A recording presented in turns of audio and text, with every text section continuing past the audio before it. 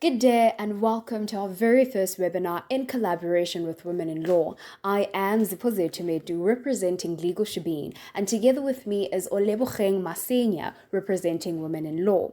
Today, we will be discussing the Secretary of Judicial Commission Inquiry versus Zuma case. We are joined by 5 incredible panelists today.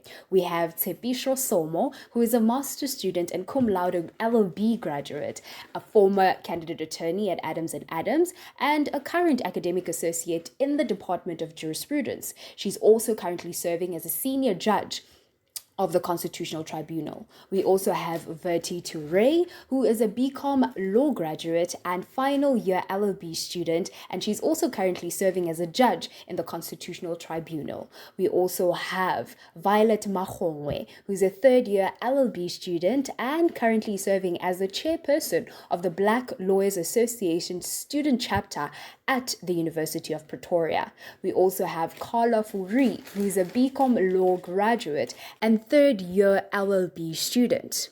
And last but definitely not least is our expert panelist, Professor Ntombizo Gyani Mahango. She holds LLB and LLM degrees from the University of the Western Cape and Doctor of Juridical Science degree from the University of Wisconsin-Madison in the USA.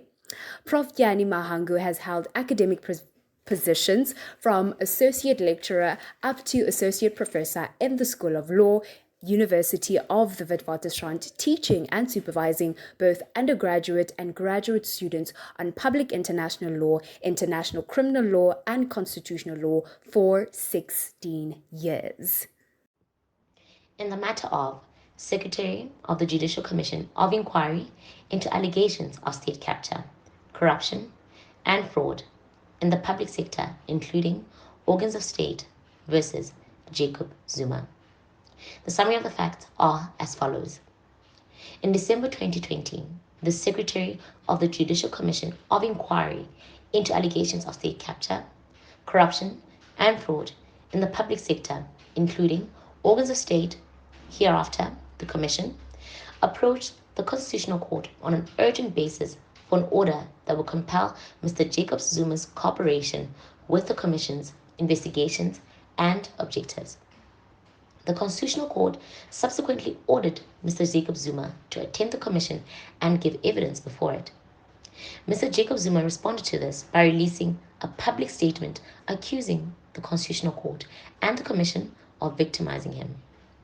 He then subsequently did not attend the proceedings as per order by the Apex Court, and upon the chairperson of the Commission notifying Zuma of its intention to launch contempt of court proceedings against him, Zuma released yet another statement criticizing the judiciary and stating his refusal to cooperate. The Secretary of the Commission approached the Constitutional Court on an urgent basis to launch contempt of court proceedings against Mr. Zuma, as he had failed to comply with an order of the court. Mr. Zuma did not oppose this application, nor did he file any submissions. The Constitutional Court decided to hear the matter because the matter fell within its jurisdictions and that the circumstances warranted granting direct access on an urgent basis, and it was in the public interest to do so. Upon hearing the matter, the Constitutional Court found against Mr. Zuma for being contempt of court. Mr. Zuma was invited to file an affidavit on an appropriate sanction and sentence in the event that he would be found guilty of contempt. Mr. Zuma did not file an affidavit in response to this invitation, but released yet another statement criticizing the judiciary and maintaining that he was being victimized. Furthermore, Mr. Zuma argued that the Constitutional Court had acted unconstitutionally by hearing the matter while the Deputy Chief Justice Zondo's recusal matter was still under review. After making its considerations, the Constitutional Court decided that the appropriate sanction was an unsuspended order of imprisonment of 15 months plus legal cost. The Zondo Commission is a public inquiry launched by the government of former President Jacob Zuma in January 2018. In setting up the Zondo Commission, the president was implementing the recommendations by the public protector, Advocate Thuli Madonsela. In 2016, she launched an investigation into state capture after receiving a formal complaint. In her report following the investigation, she recommended that the president assemble a commission of inquiry into state capture. So Section 176, subsection 6A of the Constitution allows parties to bring matters directly to the Constitutional Court when it is in the interest of justice. Furthermore, the purpose of the Commission is to investigate allegations of state capture, corruption, fraud, and other allegations in the public sector. How does this influence your understanding of the defense that the former President Zuma's right to a fair trial was infringed when this matter was taken directly to the Constitutional Court? Prof, if you can please start off with answering this question for us. Well, my thinking when it comes to this question is I might lightly differ with the way the question is crafted, because the first thing that I think about is whether it was correct to take this matter to the Constitutional Court by the Commission, because the Constitutional Court is a court of last instance. Yes, it can be a court of first instance, but in issues like these, especially when it comes to a fair trial right, etc., or when it comes to matters where you will need evidence by both parties, then it becomes a little bit tricky. But in this case, the Constitutional Court or the Zondo Commission, well, let's say the Constitutional Court had no choice because it was approached, and the Constitutional Court is an apex court. But the question that we should ask is, why did the Zondo Commission go straight to the Constitutional Court instead of going to a lower court that would have been able to deal with this matter? Now, it's difficult to talk about President Zuma's right to a fair trial. We have seen in the last judgment, with the Commission versus Zuma judgment, that both judgments are not very sure about President's right to a fair trial, whether it fits in or not, because this case took a different form like what we're used to. First of all, it was one-sided. It was only the Zondo Commission that came before the court and argued their side of the story. The court did not have the benefit of hearing President Zuma's side of the story. And therefore they had to rely on what was before them. But to criticize the court, even if there was one party, the court has the power to deal with issues on their own. There's a power called the mero mutu power, where they can deal with a matter even if it was not introduced by parties. So the question is, how come the court did not think of exercising that mero mutu power? Was it because the issue was so clear, even though it was only one party that was before them?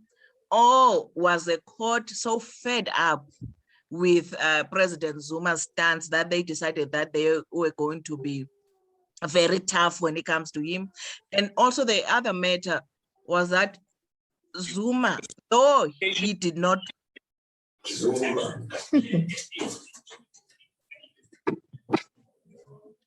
Okay, can I continue? Yes, you may. So I lost my train of thought.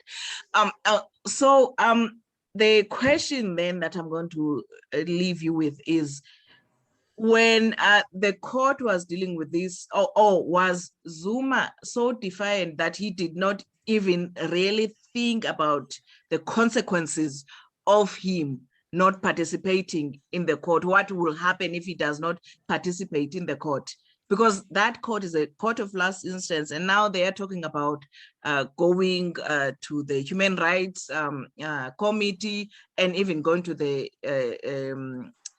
International Criminal Court, which is out of the question because it does not deal with these issues. So that is the issue. I forgot the other point. I got disturbed, but I will leave it here. Thank you, Prof. Tsepisho, would you like to answer the question? Oh, sorry. Before you can go, Bertie would like to say something. Thank you for allowing me to voice my opinion. With this being said, I also believe that, in allowing the Constitutional Court to have direct access, in a way, it effectively denies Mr. Zuma's right of an appeal, especially being the fact that, as Prof mentioned earlier, that the Constitutional Court was the court of last instance, and in this case, it was also the court of first instance. Furthermore, in the dissenting judgment, Justice Theron mentioned in her judgment that despite it being a very exceptional and unprecedented matter, and the gravity of Mr. Zuma's contempt and his refusal of every procedural olive branch offered to him by the Constitutional Court, it does not cure the unconstitutionality of the proceedings that denied him a means of appeal. The seriousness of Mr. Zuma's contempt, how can one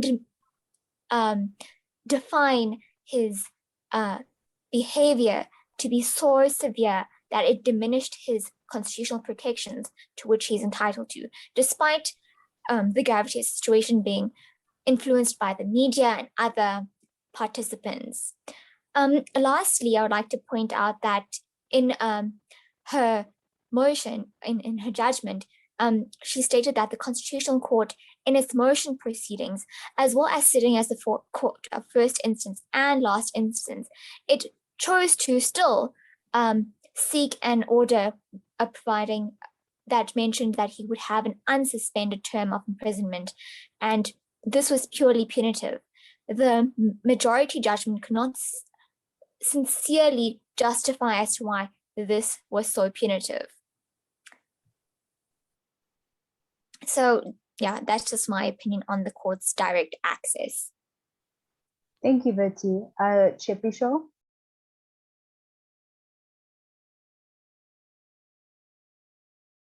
I think, like Prof. Zozo said, this is quite a tricky matter. And I think for me personally, when you read the majority judgment, it seems, or it's quite evident that the jurisprudence is quite anchored in the person, the influence of the person, and the serious nature of their behavior.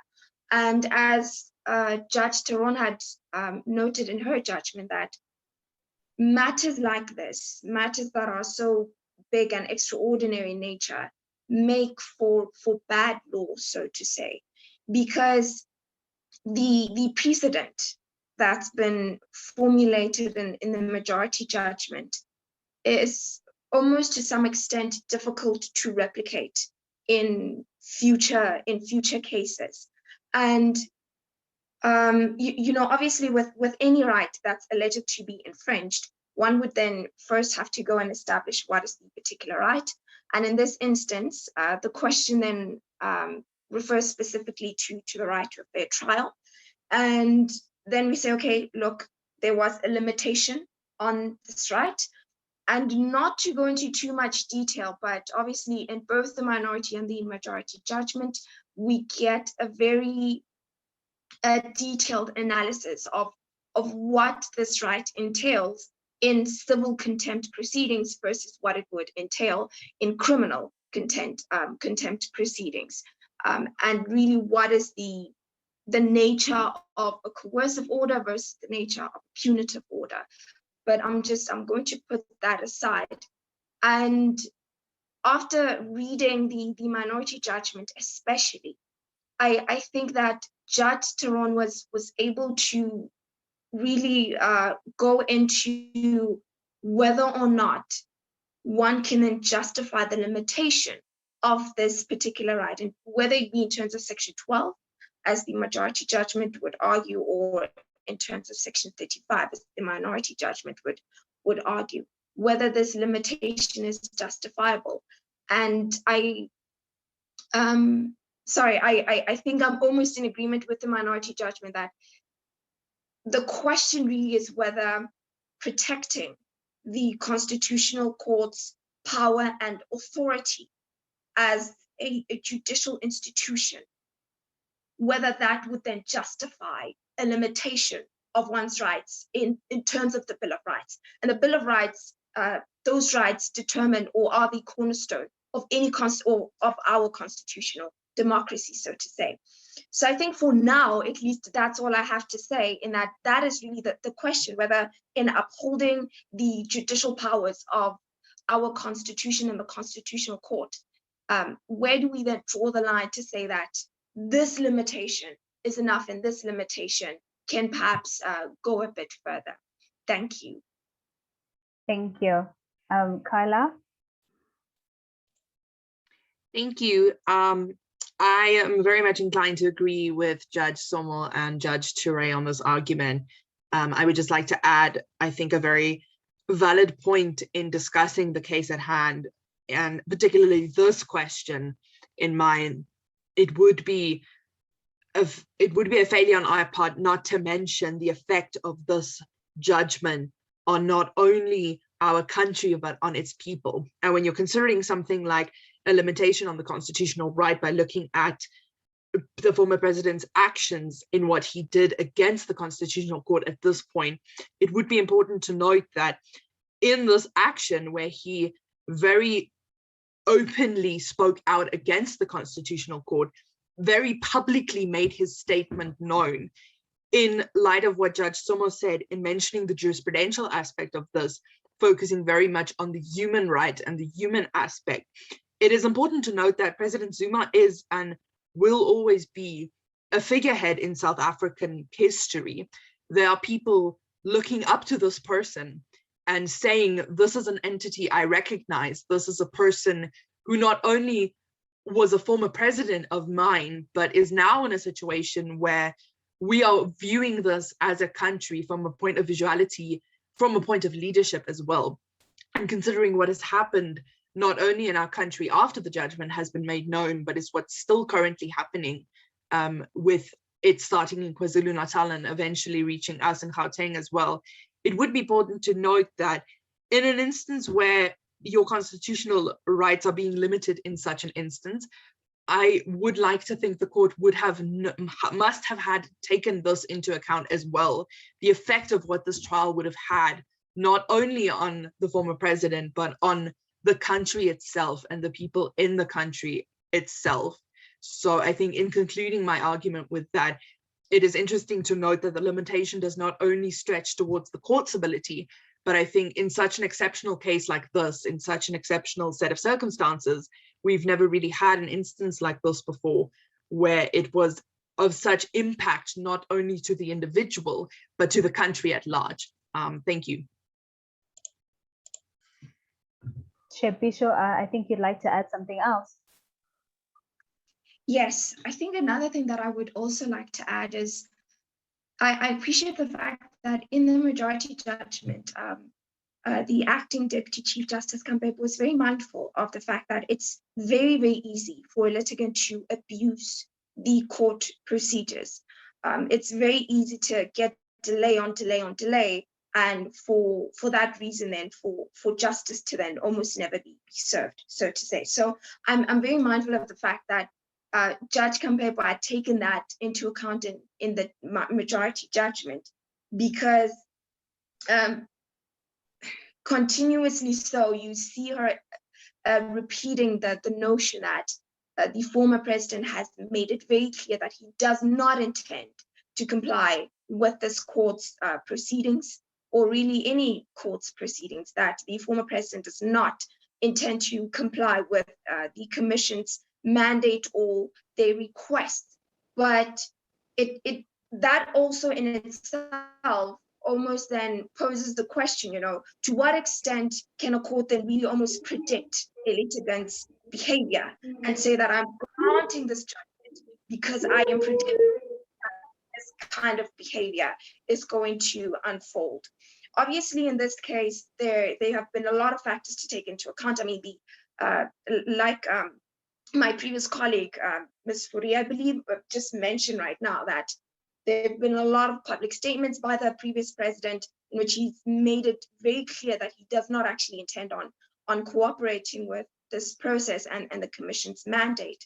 But then it begs the question really, to what extent can a court then start judging a person based on a behavior that it predicts is going to repeat itself, specifically when it comes to contempt procedures. I just wanted to add that as well. Thank you. We'll round off the question with Prof. Thank you so much. I think what I wanted to say earlier that ran away was on point with what Judge Somo had said. I agree totally with her points. What I want to emphasize here is that the judgment must never be about the person, but it must be about the principle. What is the principle that the court wants to raise, wants to come up with? So in this case of Zuma, it seems that the judgment is about the person of Zuma. Zuma is no saint here, but we must never forget the principle. And if we look at the Concord jurisprudence, the Concord has always been about protecting the rights of even the worst criminals. We have seen it in Makwanyane. We have seen it even in cases that deal with sending criminals to a country that is that might sentence them to death, where the court is very principled and saying that, well, here in South Africa, we are all about the rights. So we can never send someone to a place where he can be killed because of committing a crime. So that's what I want to emphasize here. And the last point is that, the last point is that we see in the judgment, especially the majority judgment, that the majority is very fed up when it comes to President Zuma. Even though they say that they based their decision on whether President Zuma had defied the court order. But if you read that judgment, you can see that they went on about how Zuma was defiant through the statements that he made in the media or through his foundation. So it's very problematic because you can't really tell what the principle is. So the principle is very important. And I think that the court must go back to the basics and tell us what the principle is, irrespective of who the person is. Thank you. Thank you, Prof. Thank you. Was the decision to imprison Mr. Jacob Zuma a violation or infringement of his human rights, considering his age, as well as any commodities that he might have suffered from? Furthermore, was the imprisonment an appropriate sanction, considering his position as the former head of state? This question is open to all of our panelists. We will start with Ms. Ture. Okay, thank you. As Senior Judge Somo earlier mentioned, with civil contempt of court proceedings, there's usually dual remedial and punitive purposes. However, in this case, the Constitutional Court was predominantly swaying towards the punitive aspect. And with this being said, it can be argued, as per the dissenting judgment by Justice Turon, that Mr. Zuma's rights in terms of Section 12 and Section 35(3) of the Constitution can be said to be violated due to the fact that he was offered no remedial or alternatively coercive relief that he had been granted with. There was no other aspects, and this again stems from the fact that the Constitutional Court here was approached, and this again was the court of first and last instance, and his remedial relief was hindered in a major way. Apart from this, I don't think that there was any additional direct or indirect infringement on his Bill of Rights as per Chapter 2 of the Constitution, which deals with our fundamental Bill of Rights. And as can presently be seen at the moment with regards to Mr. Zuma's age and other comorbidities that he may suffer from, recently due to his medical illnesses and ailments, he was also not denied access to medical treatment. And considering the fact as his position of former head of state, apart from this, everyone is treated as equal before the law in terms of Section 9 of the Constitution. However, the punitive nature of this order handed down by the Constitutional Court can contradict this. And again, this is going back to what Prof said earlier. We should focus not on the person, but the principle. And furthermore, sanctioned by the court can be seen as, again, as the means for the Constitutional Court to restore its authority and to sort of support the commission because of the frustrations that Mr. Zuma has posed to them in refusing to testify and appear before them. Apart from this, it would be highly unlikely or very unsuitable for the Constitutional Court to have infringed on his human rights in this matter, especially being the apex court and having to protect even the worst of worst criminals. And in this case, Mr. Zuma has not been proven guilty other than his court matter. And with that being said, all his rights as a human being should have been protected as can be perceived in this case. Thank you. Thank you. We will move on to Prof to say a couple of words.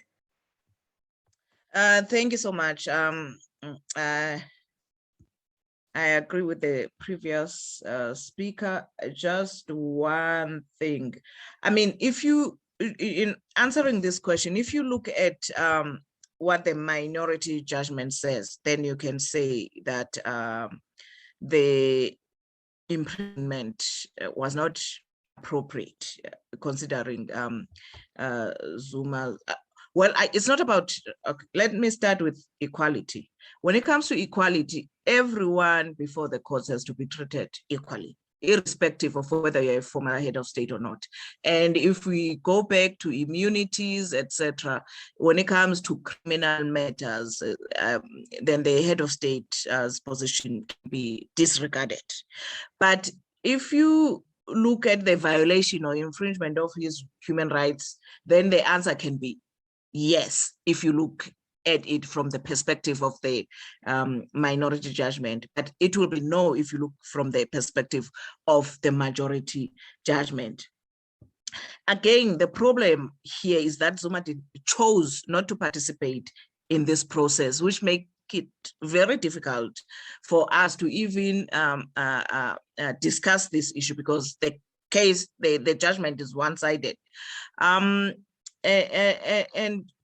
therefore, it's really difficult to answer it. And then we look at what the case was dealing with. If it was a criminal case, again, the court was not sure. I'm not sure in the judgment whether this was a criminal matter or a civil matter, because we know that the trial rights were not really at issue, as a majority judgment is saying, even though the minority judgment otherwise. So if it is a criminal case, then we cannot really look at the age of President Zuma as well as his comorbidities, etc.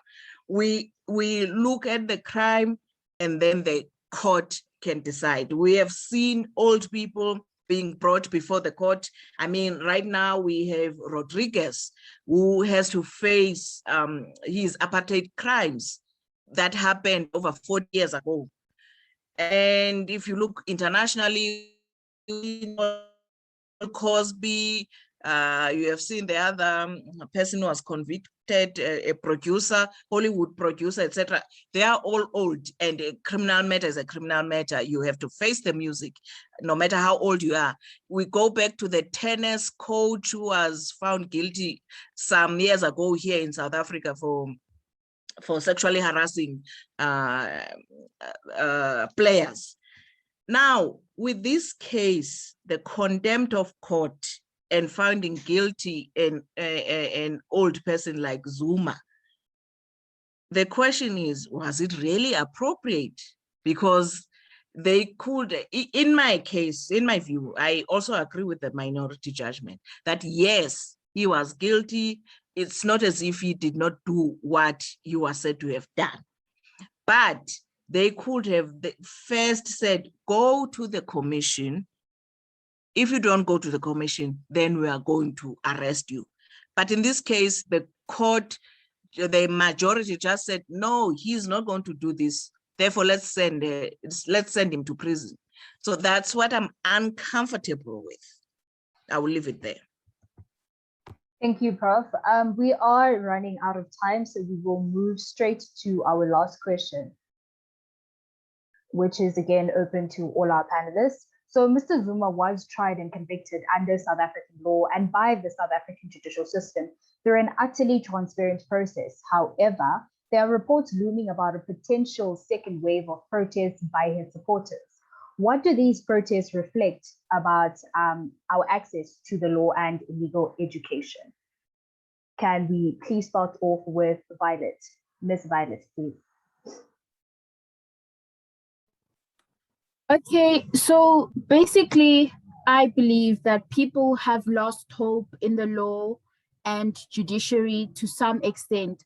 To them, the arrest of someone who was once helpful to them in certain times was very unjust. So they decided to take matters into their own decisions. I believe certain individuals or people do not know as to how the court came to that decision. So to them, it was an act of, political influences, higher up people making decisions that are very unknown to them. So this could also be linked to how majority of South Africans do not know how the court systems works, how people don't know what being in contempt of court means, how the court decided to come to such a decision. So basically what we as South Africans must do is basically educate ourselves on court procedures,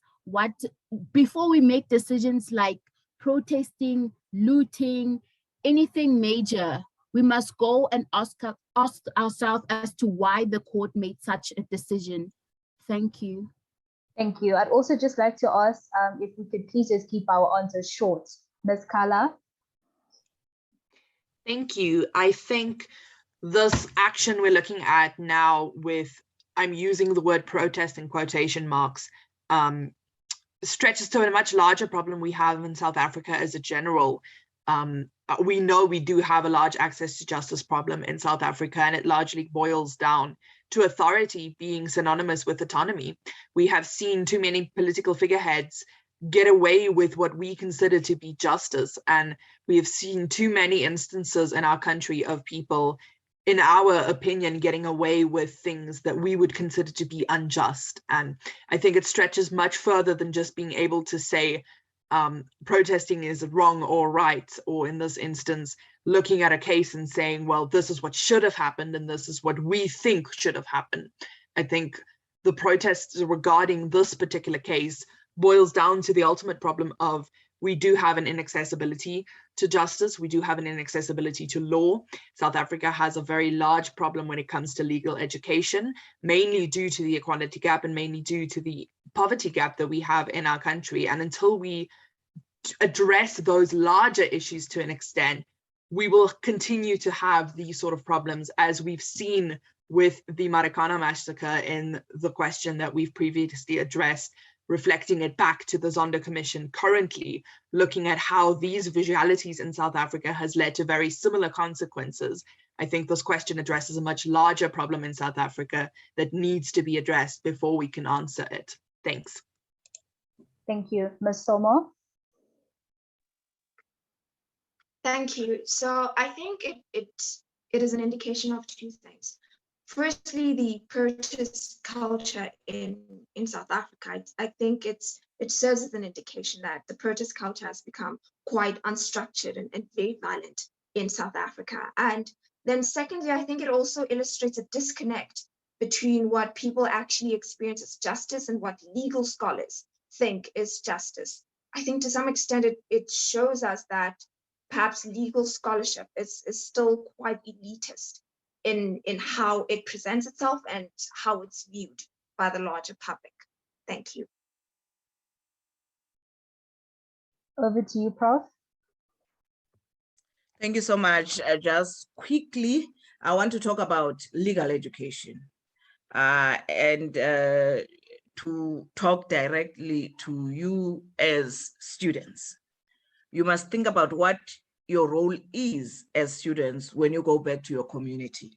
What do you tell your community, especially when it comes to these cases such as Zuma cases, which are very controversial? My role is very clear. I teach you with the hope that you'll take it forward. And sometimes I do go on media to talk about these issues, but we must not think in terms of the fact that there might be very few lawyers, there might be very few educated people.